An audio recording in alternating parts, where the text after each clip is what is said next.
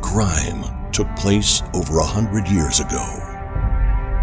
The crime was committed in Medina, the city of the Prophet, western Saudi Arabia, occupied by its people, the neighbors of the Prophet.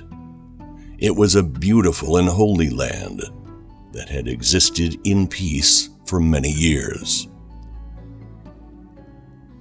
Then, in the beginning of the 20th century, Turkish troops already present in the city did the unthinkable.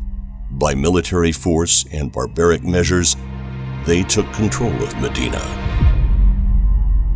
To the horror and disbelief of the people of the city, the Turks attempted to turn Medina into a military barracks.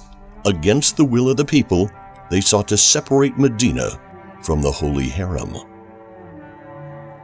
To make matters worse, the Turkish army committed the atrocity of forcing many of the Arabs who lived in Medina to leave their land.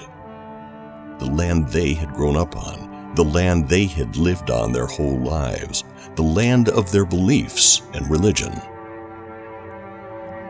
The Turks politely called this forced travel, but what it really was inhumane savagery. Many children were torn from their families, separated in a most heartless manner. Daughters were taken from their mothers. Sons were taken from fathers. It became a land of despair, the displaced and the lost. During this Safarbarlik, over 40,000 were expelled from their homes. To make matters worse, for the people who still remained in the city, General Fakhri Pasha ordered a monopoly of food, which was already in scarce supply in the region. His troops ate well, while the people of Medina starved. It was reported that homeless children ate stray cats and whatever else they could find on the streets, while the soldiers filled their bellies and continued to inflict hardships on the people. Many people died during these dark times. The transformation of the city into one large military barracks for the Turkish army continued as the general disrespectfully turned the Prophet's mosque into a repository to house the army's weapons. In a further atrocity, and what became known as the Train of Holy Assets, in 1917, gifts that had been bestowed upon the Prophet from the 13th century down through the years were seized and shipped out of Medina.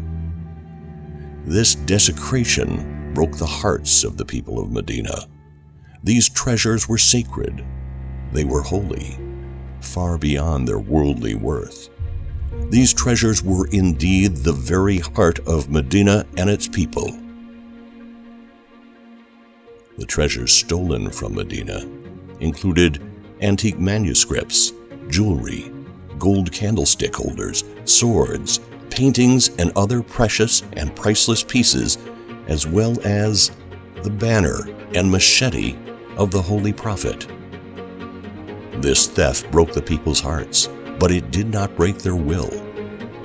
This ignited the flame of rebellion, a flame that spread quickly throughout Medina.